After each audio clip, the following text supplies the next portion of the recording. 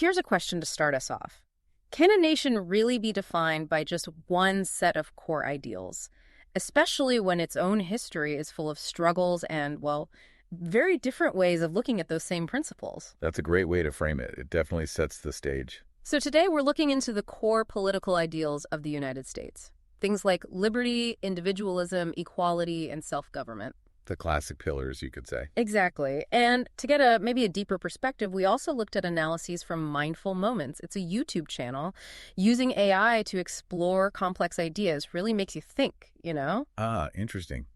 Using AI to prompt critical thinking on these foundational concepts. Right. So our goal here is to unpack these ideals, look at their historical roots based on our source material, and think about how they still shape American society and politics today. Okay, let's dive in. Where should we start? Maybe liberty? Good idea. Liberty. The source basically defines it as people being free to act and think as they want, as long as they don't unreasonably step on the freedom and well-being of others. And it's fascinating how this took root in the American context.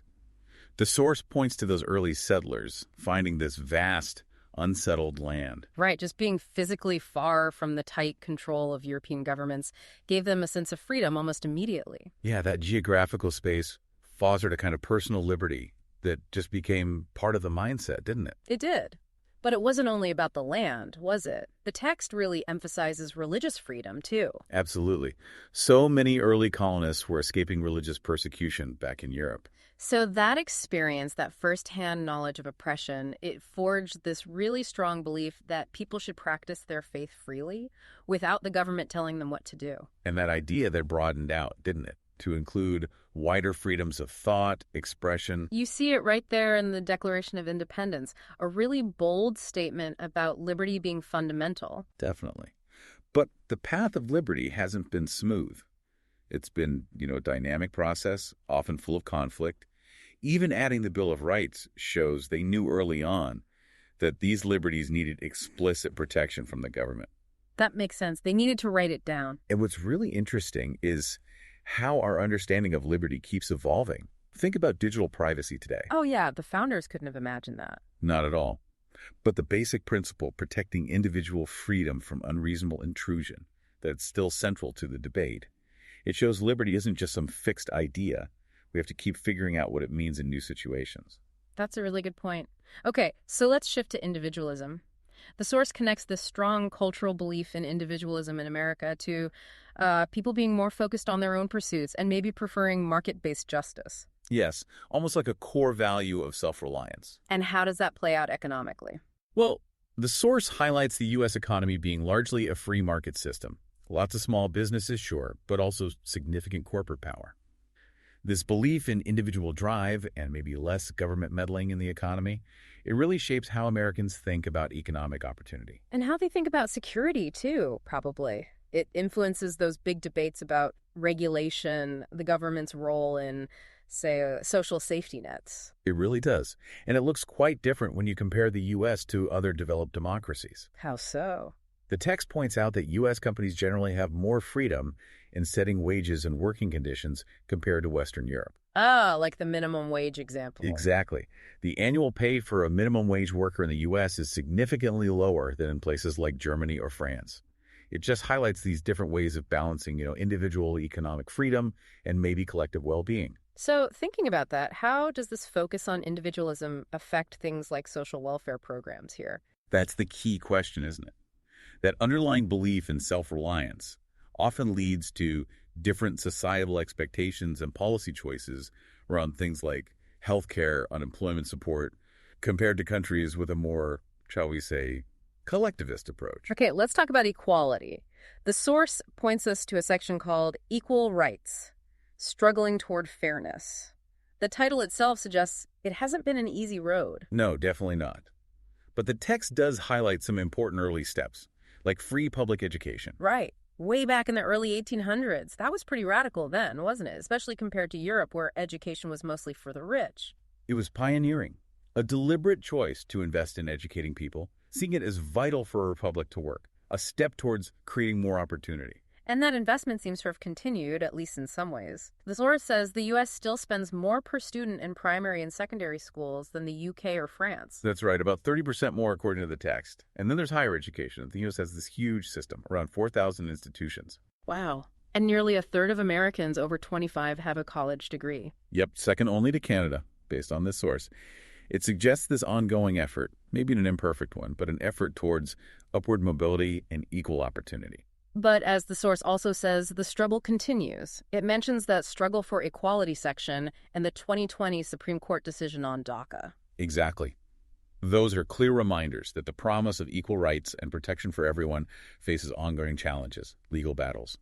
Thinking about this and reflecting on resources like Mindful Moments in our discussions, it's clear that even with progress, big gaps remain. So where does the source suggest these inequalities are still most obvious? It points towards things like wealth disparities, unequal access to opportunities, and it implicitly touches on the long shadow of historical discrimination and how that still affects different groups. The ideal of equality is there, it's central, but achieving it in practice, that's still very much a work in progress according to this material. Okay, last one. Self-government. The source talks about that initial caution, that wariness of a strong central government right after the revolution. Totally understandable. They just fought a war against a king. So the first attempt, the Articles of Confederation, deliberately made the national government weak. States had more power. But that didn't quite work out, did it? The text notes its limitations led to the Constitution. But even then, there were huge debates about how much power the central government should have, how much say the majority should get. It makes you think of people like Thomas Jefferson. The source mentions his worry that federal officials might lose touch with the people they're supposed to represent. Right, echoing some of those anti-federalist concerns during ratification. That tension between central power and local control seems constant. So how has self-government changed over time? Well, the source points to things like the progressive movement introducing primary elections. The idea was to give voters more direct power in picking candidates. Making the system more responsive. Trying to, yes. More participatory.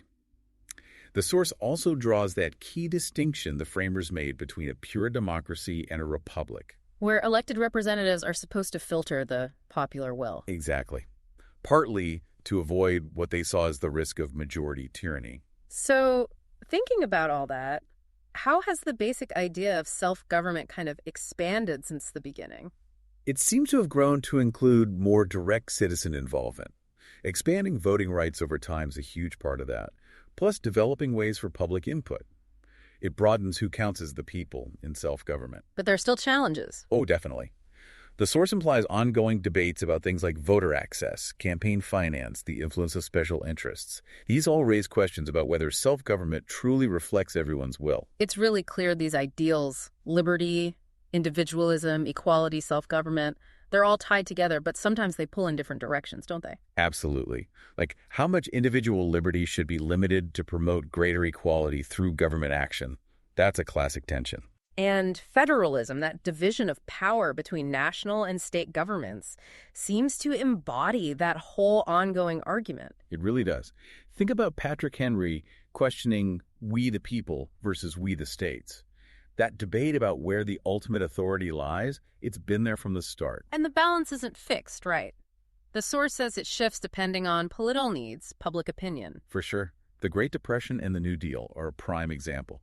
Public demand for action led to a massive expansion of federal power, reshaping that balance significantly. So public opinion really can drive changes in how these ideals are applied and how the government is structured. It seems to be a crucial factor, yes, influencing the interpretation and the structures meant to uphold these core ideas. So wrapping this up, it's obvious from the source material that these core ideals are fundamental to the U.S., but they're also constantly being debated, reinterpreted. They're not static things. Not at all. And understanding their complexities, how they interact, maybe sometimes conflicts, especially drawing on different perspectives, is really vital if you want to engage with what's happening today. Absolutely. It helps make sense of the current political landscape. And the forces shaping society. So we really encourage you to subscribe to the show for more discussions like this. Share it with anyone you think might find it interesting, and maybe check out any purchase links if you want to support us. And most importantly, keep thinking critically about all this. Yeah. And maybe here's a final thought to leave you with. As American society keeps changing, How do you think these core ideals, liberty, individualism, equality, self-government, how will they be understood and maybe redefined by the next generation?